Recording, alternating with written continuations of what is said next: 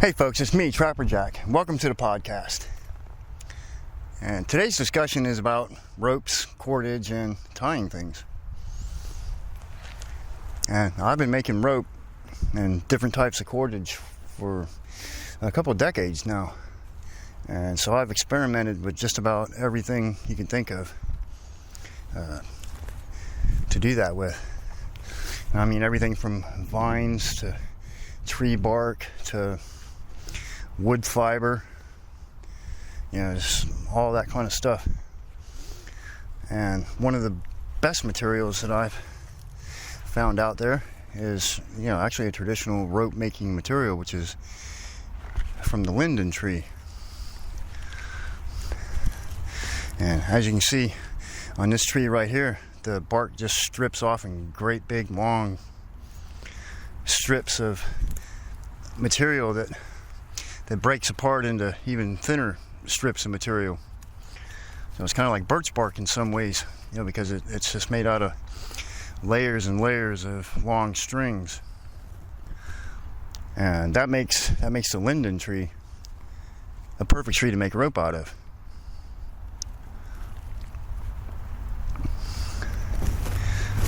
And so, the most typical and common type of rope is the two-ply, like a two-ply hand-laid cord.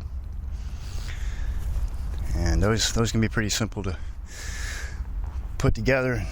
It goes together quickly, and you can make a pretty good long length of rope, or fishing line or anything like that. You can make that fairly quickly with the hand-laid method. But it's only a two-ply. You have two strings that are twisted together. And the best, strongest rope is made out of three-ply, where you have three strings that are twisted together. But a three-ply rope is very difficult to put together when you're using the hand-laid, cordage method. So typically what people do is they use the two-ply, which is essentially what we're going to discuss mostly here today, is a two-ply method.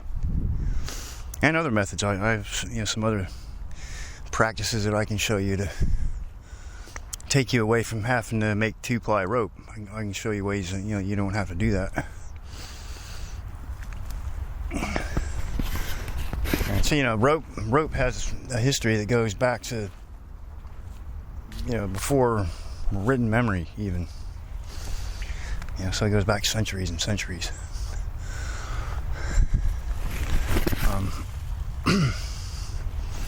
So the primary use for ropes was in boat making, for sails and sailing,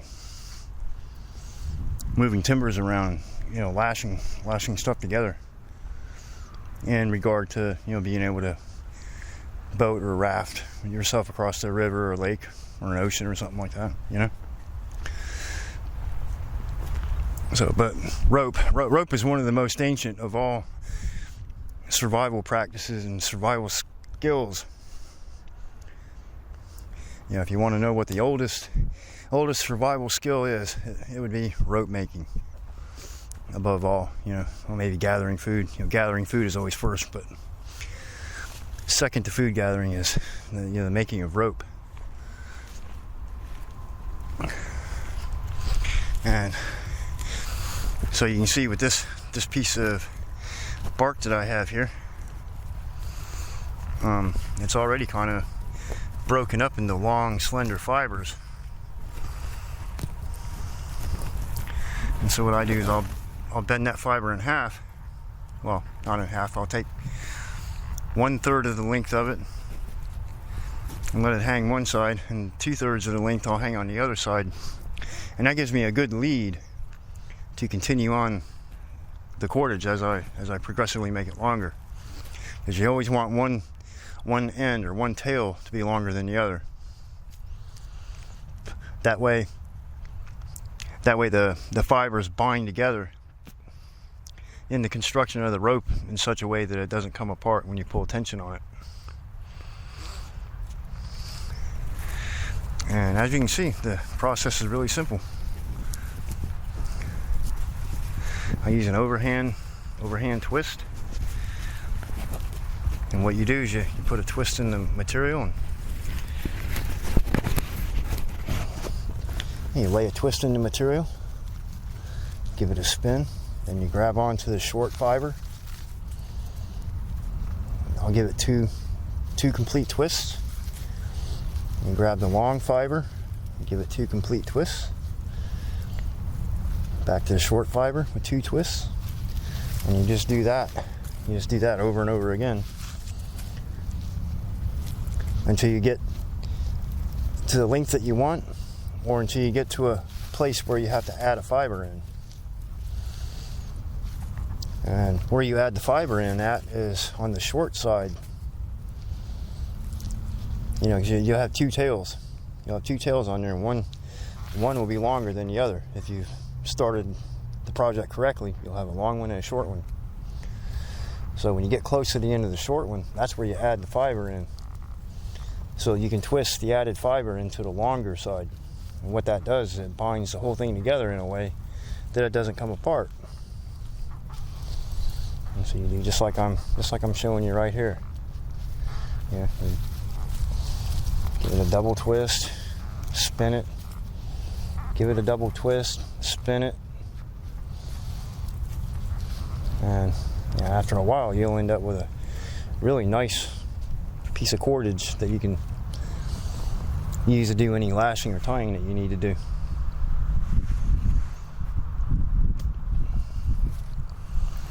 And so of course this is linden bark, but there is other types of bark you can use. You can use black walnut bark. You can use willow bark. Yeah, and there's a lot of other types of bark that you can use. But those are the primary ones, the most common ones that you find out in the woods. And they're fairly easy to get a hold of. You don't have to look very hard to find them. And I prefer to use living bark. You know, the live, fresh bark is better than bark that comes off of a dead tree, although the bark of a dead tree can be still used. But it can be weakened because of age or because of, you know, decay. So yeah, just have to be careful about selecting material that can withstand the rigors that you intend to put it through. You know, it has to be strong enough, in other words. So your best bet is to use live green bark. And now the bark that's on this branch that I'm showing you right here, it's not live, it's dead. You know, it's already peeling off. You can see it blowing in the wind. But that's okay. You can see it still has a good coloration to it. It still has a whitish color to it. And if you pull on it, if you pull on the fiber, you can see that it still has plenty of strength. And that's how you can test it. You can just grab onto the fiber and pull on it, and then if it doesn't snap, then yeah, it has good strength. You can use it. Yeah, so that's how easy it is to make a cord out of linden bark. And depending on how long you need your rope, you may need a lot of material, or you may just need a little bit of material. And probably one of my favorite materials of all to make rope out of comes from the yucca plant, or yucca, however you want to pronounce it, depending on where you're from, your regional pronunciation. Here we call it yucca. But I use the yucca leaf, the fibers from the yucca leaf. And the reason why I like using yucca leaf is because it's really strong and wiry. It's like the fibers are stiff, like wire almost. And you can almost bend them like wires. And so a cord made out of that, it has plenty of really, really good strength. And I like using the yucca leaf to make hand lines out of for fishing, my fishing hand lines. I like using yucca for that because when the yucca leaf gets wet, it gets really flexible. It'll be stiff when it's dry, rigid and stiff, but when you get it wet, it bends really easy and becomes supple and pliable. And so that's a good characteristic to have for fishing. You know, so when I'm deciding on what kind of material to use to make my rope out of, I always consider what I'm going to be doing with it first, you know. And if I'm fishing, I want a material that can stretch a little bit, something that, you know, is not too stiff, something that becomes supple in water, you know. And the yucca leaf is really easy to make a tapered line with, you know. In other words, where the fish hook is, the line will be really, really thin. And as you progress along to where the hand hold is on the rope, it gets fatter and fatter. You know, so my typical hand line will be about as thick as my finger where I hold on to it at. But at the fish hook end, it'll be, you know, as thin as any conventional fishing line. And because the yucca fiber has such great strength to it, you can do that without compromising the integrity of the line. So that's why yucca makes such a good fishing line material. And so I use it. I use it religiously for that. And if I am trying to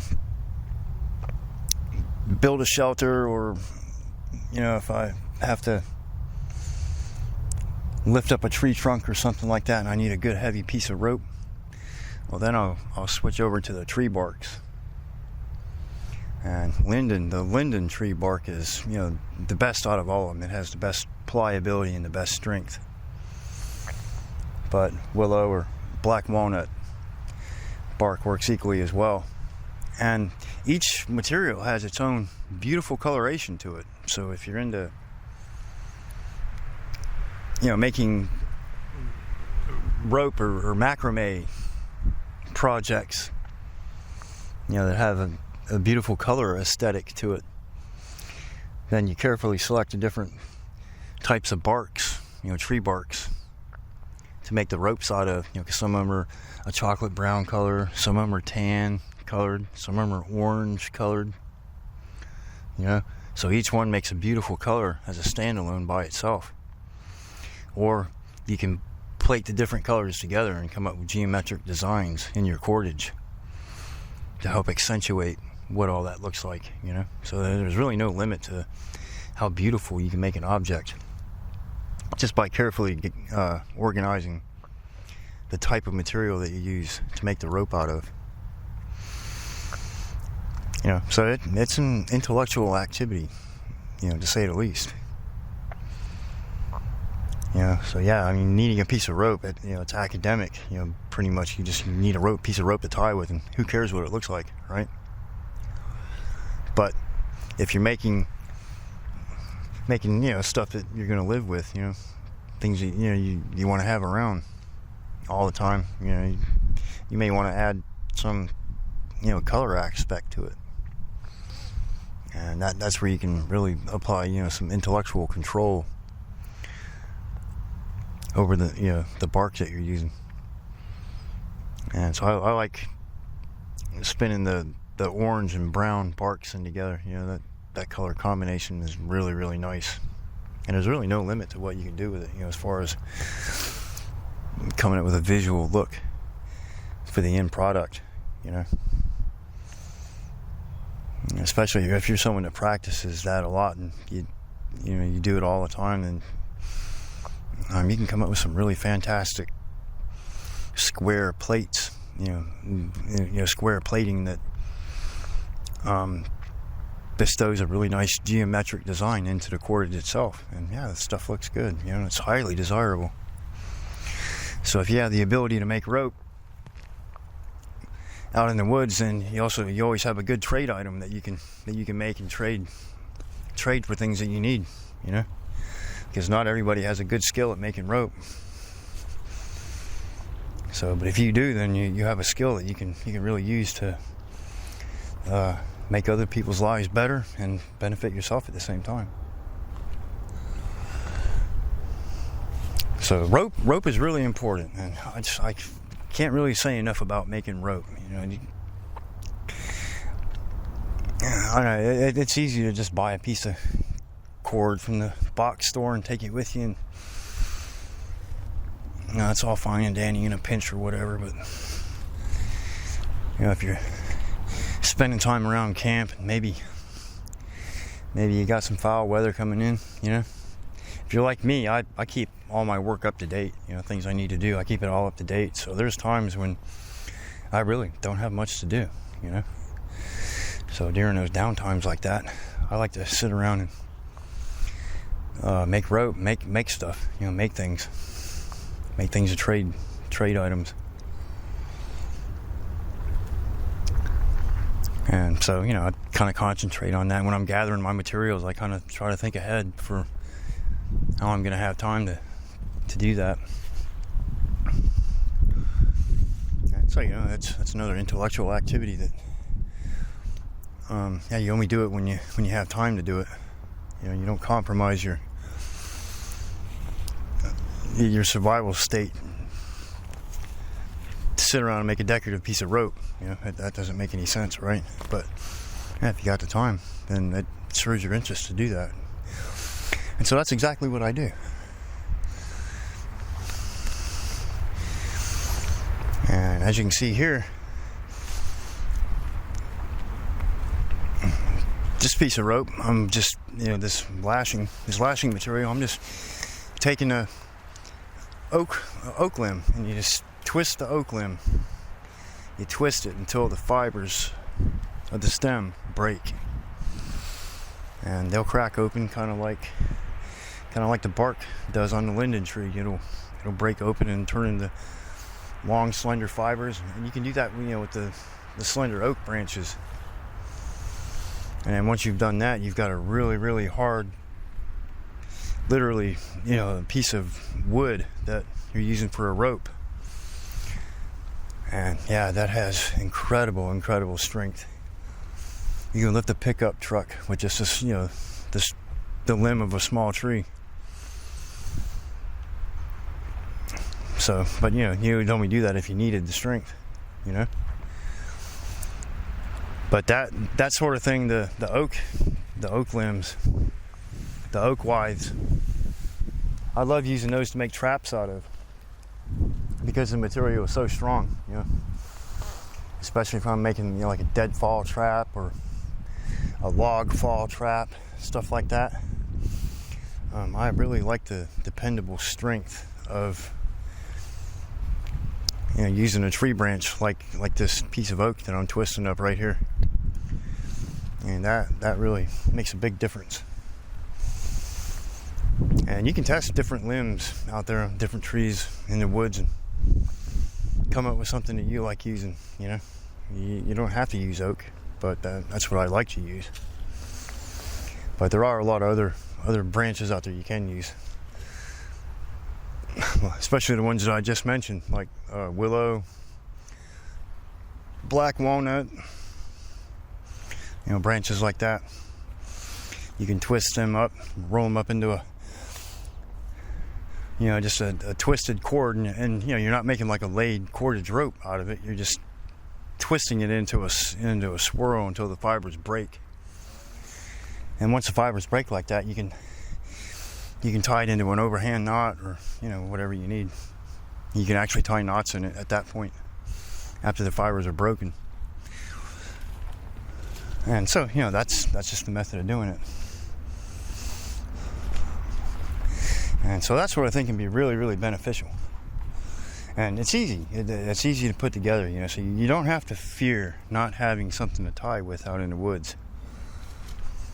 Because a lot of materials out in the wilderness are made in such a way that you can use them to tie with, because they're supple, they're pliable. You know, they'll spin up into a hand-laid cord, or they'll separate into long, slender fibers that you can tie into overhand knots without causing it to snap and break.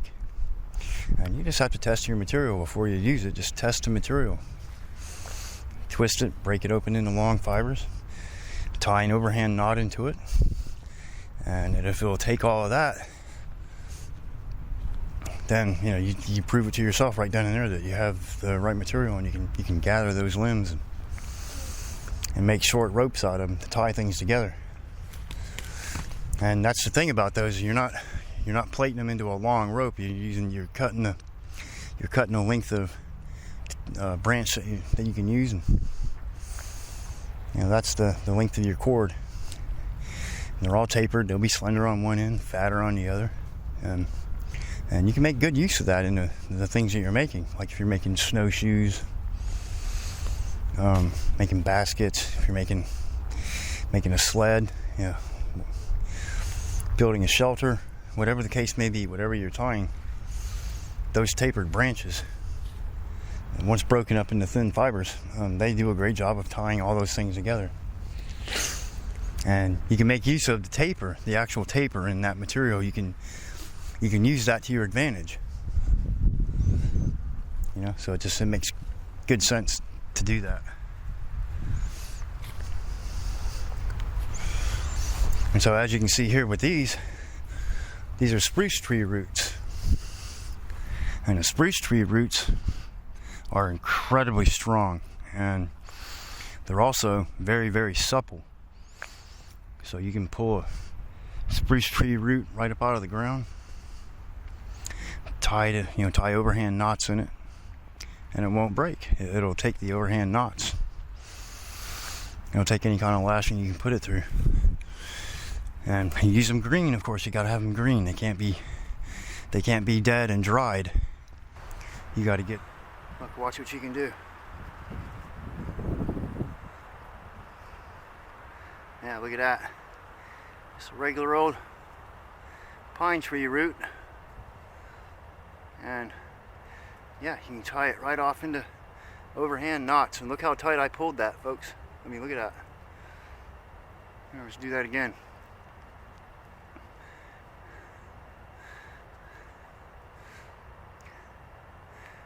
Look, that's just as tight of a knot as you can get right there.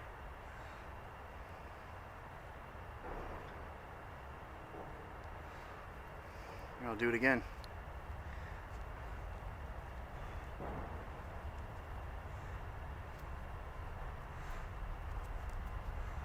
Okay, so you can do any kind of lashing or tying that you need to do with a tree root. And yeah, you can even split these in half if you need to. Always bending the thick side. Bend it, bend it, bend it, and then when it starts going thin, you grab onto I gotta do the thick side. It's still thick yet. You peel it off, and then whatever side starts going thin, then you grab the other side. You always pull on the thick side. You always bend the thick side and pull on it. And you got to work back and forth from one side to the other, trying to keep the split in the center of the root. And it'll drift off to either side, So you can split a whole entire root like that, and then when you get to the smaller pieces, you can tie them off in the overhand knots like that. See? So that's how to split. Make a split root cord.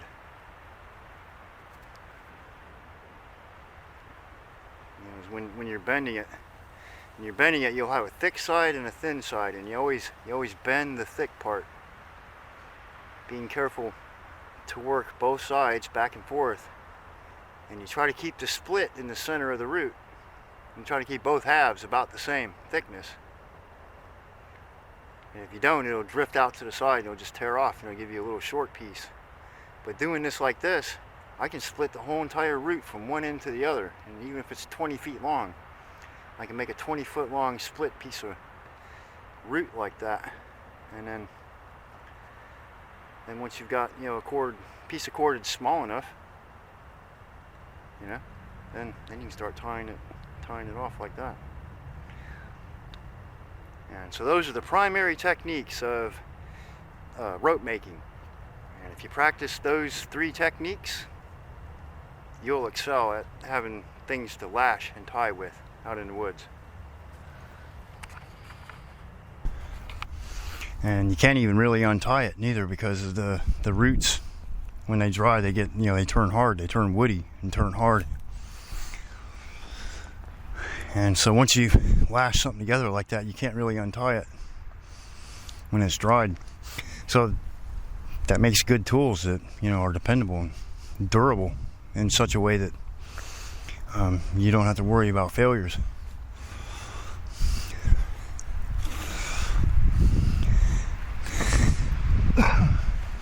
Yeah, so that's a great thing about using limbs and roots to make rope out of, is you collect it green and you make the item that you make out of it, and then once it's dried, it makes a permanent structure that doesn't come apart, and it doesn't come untied. It doesn't loosen up or anything like that. So I mean, that just makes the best possible situation that you can get, and you really can't ask for more. Yeah, I mean, it's something that dependable. There's really no way to improve it or make it better. Yeah. Get one from somebody else that already made it. I mean, that would be better. But if you're collecting it and making it yourself, I mean, these methods are top notch, and that's why I'm sharing that philosophy with you in this podcast. It's because there's just nothing better out there.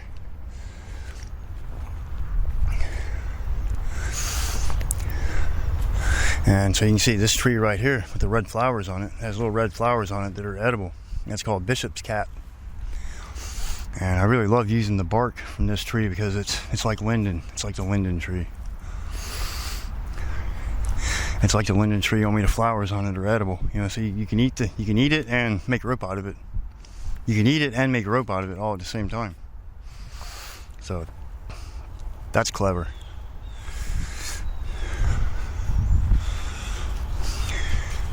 So there's no limit to what you can do with using simple cordages like that, and you don't always have to make a hand laid rope. You don't always have to twist a rope up to be able to have something to tie with, because you can just use tree roots, or you can use the slender tapered new growth on the oak trees, pine trees. There's a lot of different trees you can use, but you use a new growth, spin up into a rough cord and tie things together with. So it makes a ready-made rope that you really don't have to do anything to. So cordage and tying can be easy in the wilderness. You don't have to be a master rope maker and to be able to make a cord out in the woods. And that's the main purpose of this video, is to demonstrate to you that you don't have to be able to make rope, or you don't have to be good at making rope to be able to make rope that'll do any job you need to do. Actually, it's quite simple, especially if you're using like spruce tree roots. I'm a real fan of the spruce tree root, just because you can tie an overhand knot into it and it won't break. So that makes it a wonderfully useful material.